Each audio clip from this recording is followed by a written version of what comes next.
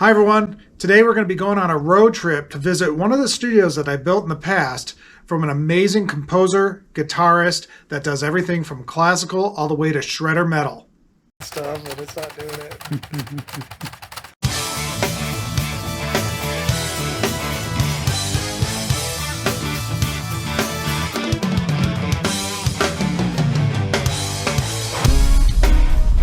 I just wanted for you to know the lengths that I go to off-roading to give you these videos. Driving through washes, all just for you guys. All right, we've made it to our destination. Get the old doorbell here.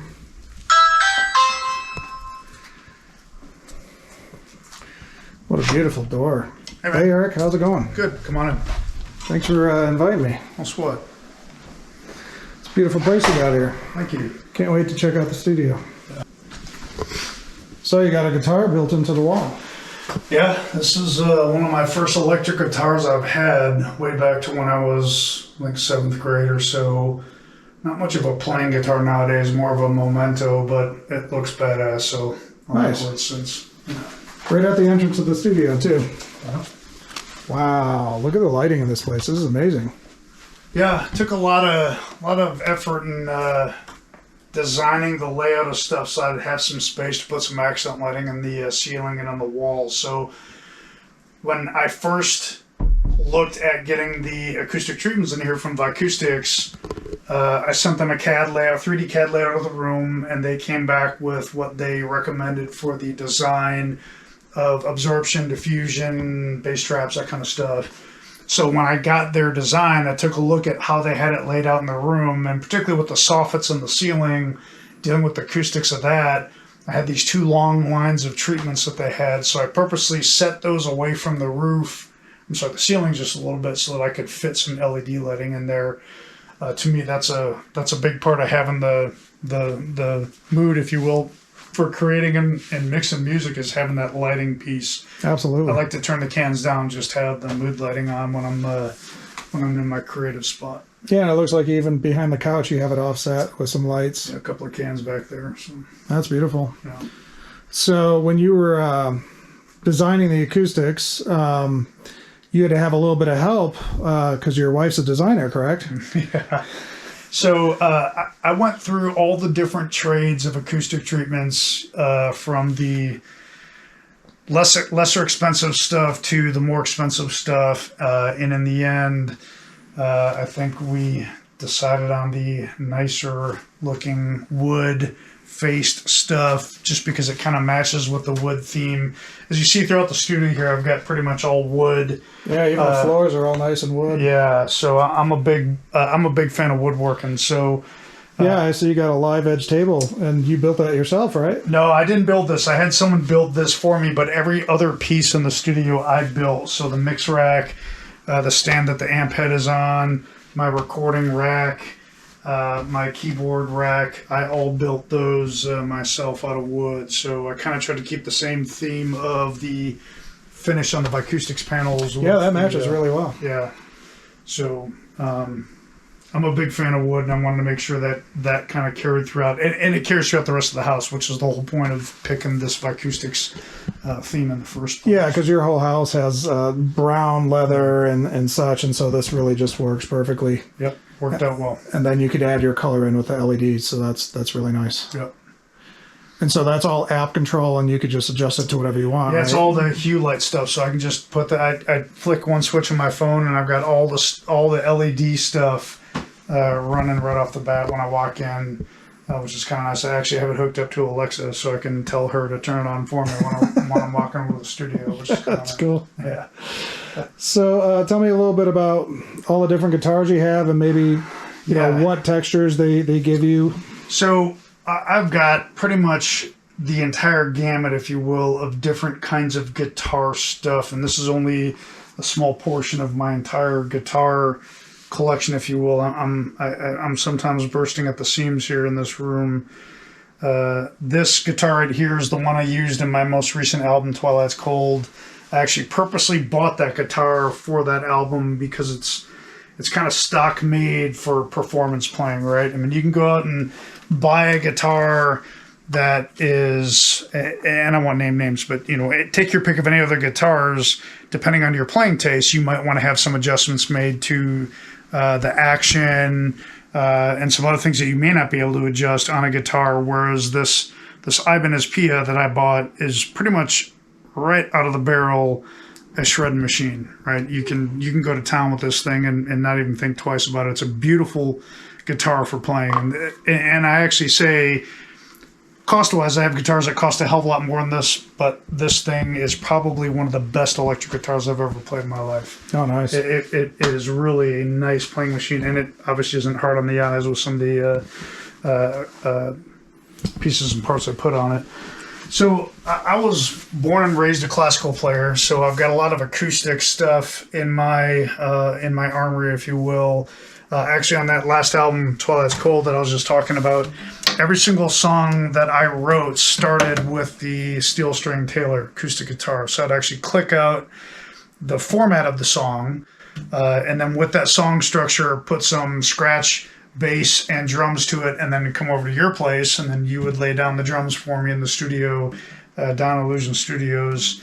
So this is kind of like the basic writing tool, if you will, for me, is this acoustic guitar. Really like the way it feels and sounds. Nice. It's got some nice decorations from the model that they built in this. It's a little bit all over the map here. I've always been a fan of Les Pauls. This was one of my first Les Pauls that I bought. I took off the pickguard because I didn't like the way it looked at the time.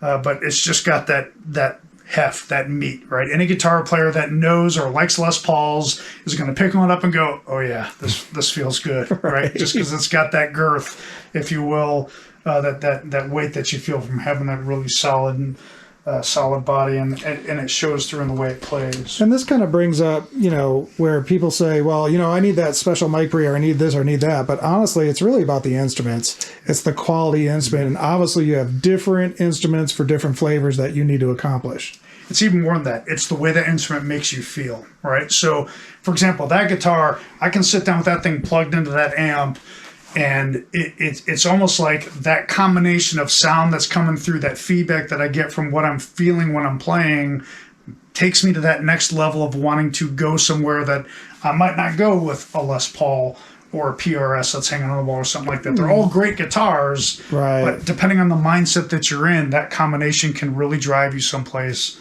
right, that you might not otherwise. So I really love that Les Paul. It's a great guitar.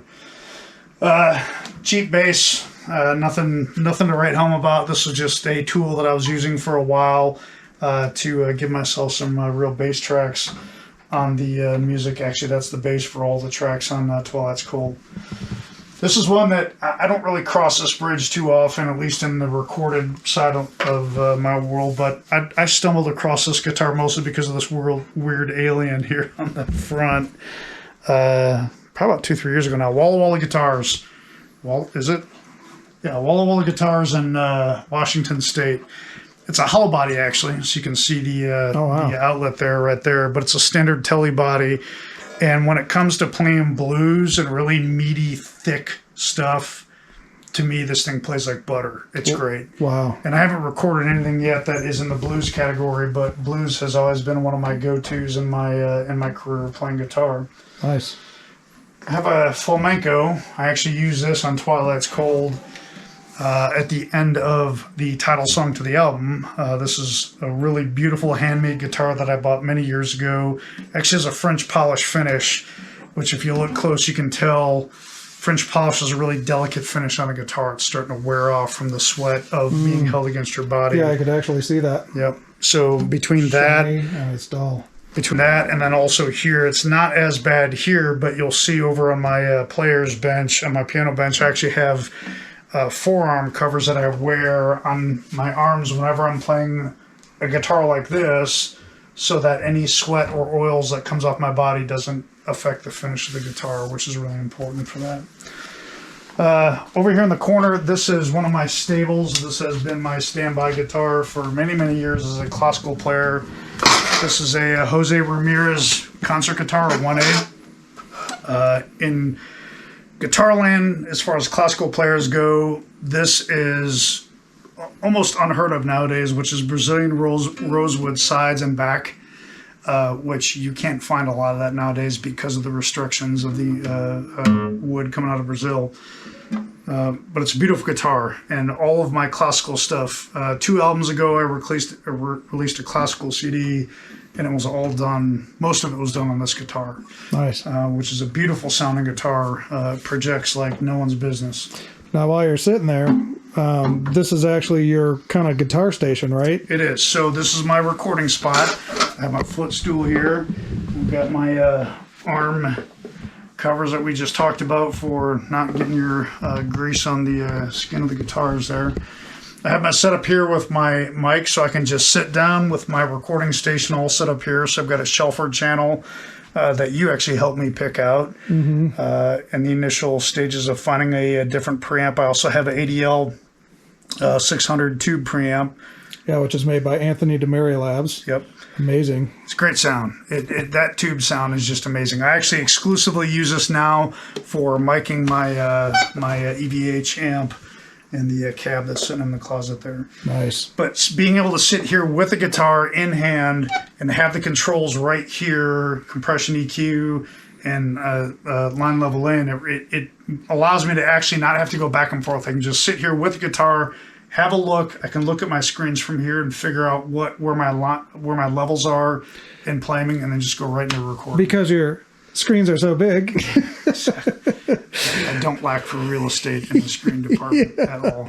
So, I've also got the iPad, so I can pull the iPad out of the dock there and remotely control stuff, which is nice. So, and then you're using a Rupert Neve SE R&T microphone, which you turned me on to, and this is the most amazing mic I have ever heard thus far. So I've gone through.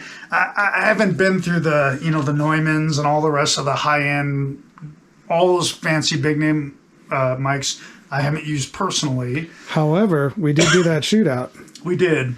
But the clarity in this thing is spectacular, right? It's amazing. I mean, I swear in my monitors, I can hear misshapen nails playing into an acoustic guitar through this microphone. Absolutely. So it really has got a clarity that is just spectacular. And I use this for pretty much all my acoustic work, hands down, always goes through this mic. I had an Aventone C12 that I had been using for a long time. I actually recorded quite a few of the songs on my classical album on that.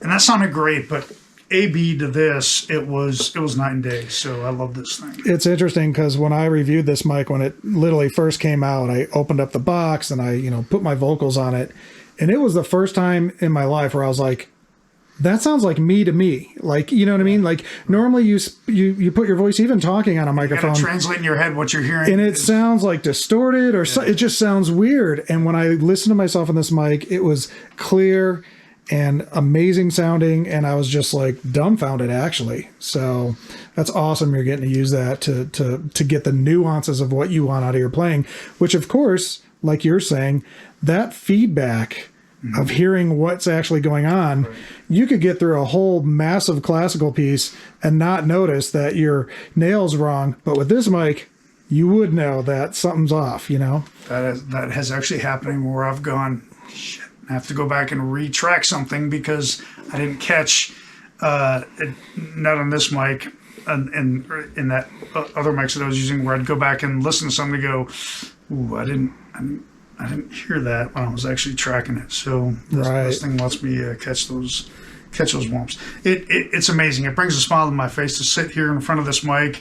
Like I said, on Twilight's Cold, I took that Taylor 6-string steel string guitar there and started tracking out or clicking out the basis of these songs. And normally what I would do is I'd have a left and a right track on the acoustics for every single song. I'd lay down the first line with just the straight 6-string, and then I'd create another track, pan that one hard left, and then play with the new track going to the right ear. And with the clarity of that mic, with stereo 2-tracked guitars in there, it just sounds amazing. And it again goes back to if you're hearing stuff that really makes you want to play more creatively, that's the best place to be right there. So Yep, that works out well. So some of the other guitars are kind of hidden behind the wall here. Just got that Stingray 5, that 5-string Music Man bass, and boy, I got to tell you, actually talking to you turned me on to thinking more critically about bass than I had before in terms of composing and writing for bass parts for some of my songs. That thing, even without being plugged into a bass amp, sounds large, right? That resonance that you get out of that, and that's a neck through, so it's not a bolt on. Right.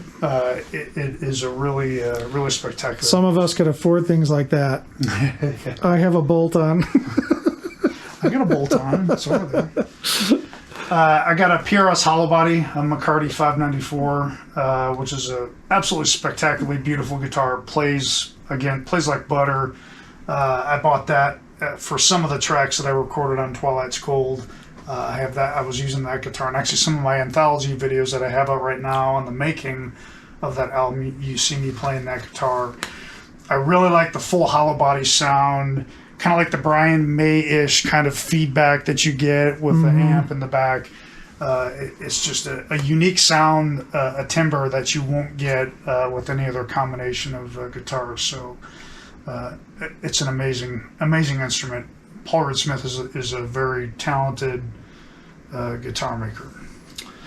In the bottom there, that's my other classical. That is actually handmade by a guitar maker that used to live in Tucson, here in Tucson.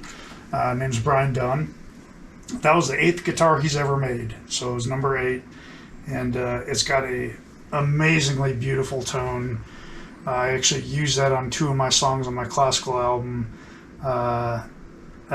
Its only drawback, if anything, is it does not project like the Jose Ramirez, my other concert classicals. So being mic'd up in a studio, it doesn't matter, right? I'm going to capture all that clearly, especially with that mic, but that's certainly not a concert kind of instrument, but it's got a beautiful silky harmonic. If I could only get electric guitar players to know the same thing.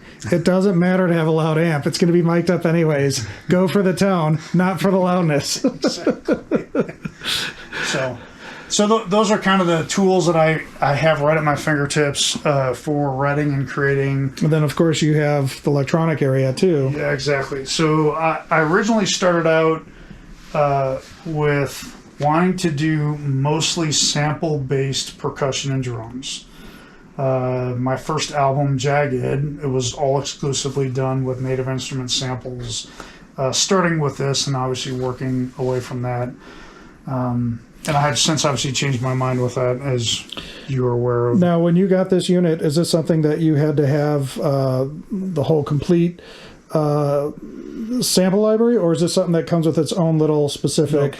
So this is nothing more than a hardware interface tool for the software that is really the engine that drives everything.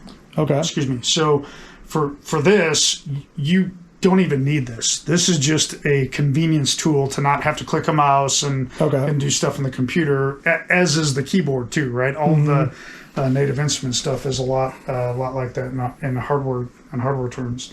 Nice. So I started with this. It literally sits. When I built this with a drawer so I could put this away, and most of the time nice. this spends shoved away because I don't really do much with the sample drum stuff anymore. But this piece right here, so I've actually written several songs that started with keyboard, and it's amazing that you can sit here and write something on a keyboard and then pick up a guitar and try and translate what you just did dynamically onto a guitar. It's not that simple, right? It's pretty complicated. Right. But I've heard plenty of other guitar players, musicians, who actually start guitar players that start writing and composing on a keyboard and then go to a guitar to finish up their songs. Wow. So with this tool here, I can go all over the map, right? I can do keyboard stuff, take your pick of the billion different samples that Native Instruments has. I can do all the percussion, sound, synth, take your pick. So this is a really great tool to have right here next to me. And it's always right at my, it's right next to me, right? If I'm writing something here, I'll just throw a track in, turn that thing on, pops up, and I immediately have access to all of my Native Instruments stuff right there through my fingertips on that keyboard. So it works out really well. Now, I'm a very visual person, but with you, not only are you visual, but you're kinesthetic too. You're touching. These are all touch screens, correct? Yeah. So when I first started mixing, when I got serious about mixing, I had more than just a computer and a mouse and a DAW, and that was it. I went out and got 2 of these, which are the Raven MTI2s, and played with those for a couple years using the touchscreen stuff. So you're basically taking a mixing board and simulating that on the screen, and decided after a couple years that those screens weren't big enough. So I went out and got a couple of the bigger slate displays that basically took the Logic Pro mixer displays, if you will, and Slate actually takes it based on the location XY position on the screen. It actually overlays its own faders and channel strips onto your existing, in this case, Logic Pro X mixing board. And that was great because there's more real estate, right? My biggest problem with this size of a screen, 2 of them, was my fingers are too big for the smaller screens, so I liked having the bigger format displays. I went with that for about another 2 or 3 years, and the nice thing about these is they're like having a couple of big iPads, right? So I can take and just swipe and do that kind of stuff with just my fingertips. My biggest problem with the Raven stuff, after having invested all that money into these displays, were it was inconsistent and unreliable, meaning half the time it wouldn't either line up or one part would stop syncing, if you will, with the computer, and had a lot of non-responses from customer support from the Slate side of the house. So after a while, I decided this wasn't really my ball of wax, but I didn't want to necessarily lose these nice big displays because they are touchscreens. It allows me to do stuff that I couldn't do otherwise creatively. For example, making cover art or doing stuff for a website. I can actually draw with my fingertips on the screen for picture kind of stuff. That's cool. Yeah, you'd be hard pressed to do that with a mouse, right? Right. So it's great to have these, and I still kind of use them when I'm doing this kind of stuff where I'm, moving left or right on my displays. I can move stuff around, and for a while, I was almost exclusively just doing this stuff until I decided to move into the Avid space. So I started looking at the S3. Got just the S3 at first because now I have actual knobs and faders that don't change, right? This layout is not going to change as opposed to the stuff that was on the gloss displays. Right. Utterly tickled with this stuff. Not wanting to lose the power of having these displays here, I actually posted several videos, mostly on the Avid users forum, about doing both Slate stuff and Avid stuff at the same time in a single DAW session. So when you're using the Slate stuff, they have their own set of software tools that they use to allow you to have the interface with the DAW to move your fingers on the screen. And of course, Avid has the Yukon stuff separately from what Slate does. So to be able to run both of those apps at the same time with Logic Pro was something that I did for actually quite a while. I was using both the Avid board and the Slate displays on the screen because there's some routines that you can automatically program in that do multiple button presses that aren't as easily achieved on the S3. Okay. It sounds kind of silly, and it is. It's way overkill because there's no reason why you'd want to have both of these. But since I did have them both, and I got used prices on some of the Avid stuff, so I wasn't too worried about being that deep into the hole. Sure. I decided after a while I stopped using all the Slate stuff altogether. So I am completely sold, 100% happy with what I have with my Avid stuff here, with the hardware here. And you and I talked about before, having the dock on top of the S3 is a really spectacular addition. You can almost do everything, you can do everything you need on this, right? The only difference between this and this I got 16 faders here. I only have one fader here. Right. But almost all your controls, and you could have, keystrokes all built into one button, and, and then, of course, you said you could take it remotely and control everything. So I can take this off here and go set it over there when I'm recording and do my transport controls and record on, record off kind of stuff. There's also meters, and most of the folks that are going to be watching this are at least vaguely familiar with Avid Control and the kinds of things that they have available to you on the software suite. Meters, and then individual tracks, or you can look globally on what your tracks look like within the song. And then obviously each individual tracks, we have your inserts, your sends, EQ, that kind of stuff. So it's really nice. It's a really slick setup. I'm very, very happy with this, hands down. Yeah, I'm building a studio right now, and based off of your experience and seeing you work all this, that's what I'm setting up my client with, is this built into a Sterling modular desk specifically for these two pieces. And so it's just a nice ergonomic set. So the one thing about the S3, a lot of folks say they still need to feel the touch of faders underneath their fingers, right? The days of, doing this where you're moving multiple faders, not a lot of people do that, right? I find myself sometimes doing that, but for the most part, it's, sling a fader until it's about the level I want to be at. And then once that rough level's there, I stop messing with the fader and I'm doing stuff in the DAW with the mouse, right? Right. Doing your automation lines and that kind of stuff. I.e., you can't see it here. And when I start getting into this kind of look where I'm doing the individual lines, right? So there are times when I will actually go into automation mode and then, sling faders around with automation mode engaged, playing real time. And I've done that quite a bit actually on the last album. But for the most part, this serves its utility in being able to see everything all in front of me all at once. So the one thing that you and I talked about before with the S3, take the S3 dock versus like an S4 and S6, right? Right. Where you're spending almost literally an order of magnitude more money for a similar capability. The one thing that's missing in this was metering. So Avid was smart. They came out with this Avid Control desktop. These 16 strips meter-wise pair to the 16 faders you have on your S3. So if I take this and I run through here, you can see it's changing the strips that it's attentioning, but it's also changing the strips here to match what's on my fader. Okay. Or on my S3. So now I've got basically the view, which is what this remaining Slate MTI2 display turned into, was literally just a meter display, which is kind of overkill because it's a touch display, but nonetheless, now I can actually track meters to individual tracks on my S3, as opposed to having them sit right here like you do on an S4 or an S6. Sure. I've got it close to that in front of me, which is, it's good enough. Sure. For cutting a zero off the price tag, it's good enough. So tell me what you got going on in this rack over here. When I first started building my studio, I thought this is going to be a 100% in the box, no hybrid, no offboard stuff, just all plugins, software-wise. And then I got bit by the compressor bug and decided that I wanted to have some offboard stuff.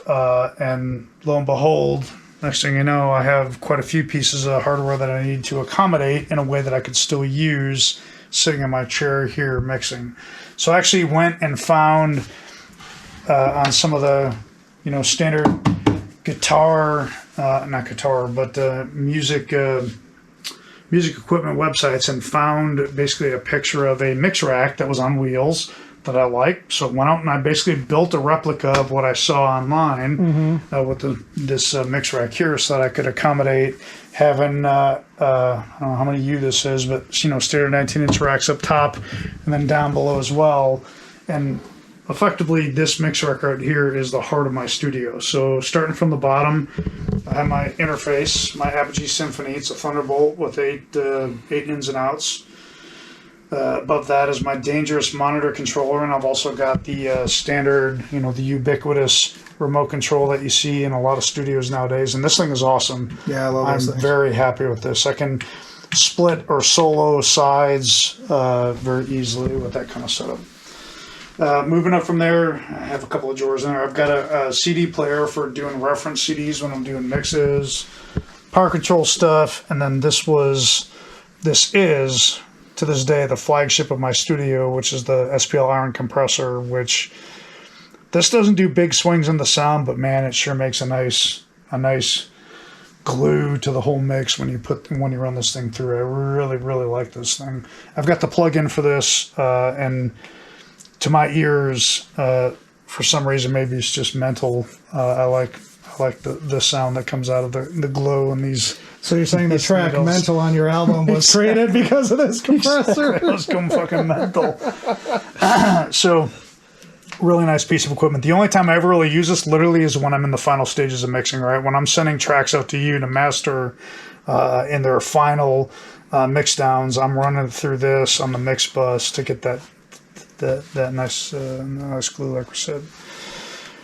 These are a book-matched pair, if you will, of VL8Xs. So I originally bought one of these from you, and then you offered to give me this other one, and you went out and got your own, so I'd have a stereo pair here. And they're also consecutive serial numbers, so that's how I take care of my clients. That's right. Make sure that, I have the consecutive serial number to this one, I give you that one and get another one. So I remember that one of the first times I was in your studio, and we were looking at effectively your hardware setup is pretty, I wouldn't say minimalist, but you don't have a lot of off-board gear in your studio. I have nothing that I don't need. Exactly, right? So you pointed to this thing and you went, this is all you'll ever need right here. And I kind of thought to myself, that's an interesting comment, and stored that bit. And then several years later, when I decided I want to get some off-board hardware, you and I started talking about this, and sure enough, these 4 knobs, this is the whole world at your disposal right here in compressor space with those 4 knobs. Yeah. I've come to love the Distressor. I think this is one of the most,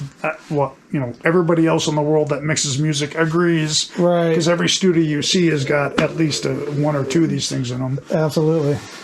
So I've also got the UAD plugins for the Distressor, and actually the plugins work pretty damn good. The nice thing about the plugins is I don't have to, if I want to run grit off of 10 of my 60 tracks I have, I don't have to do the I/O, print it, and then put it back in the mix thing with a plugin. But I still like having these things here with this.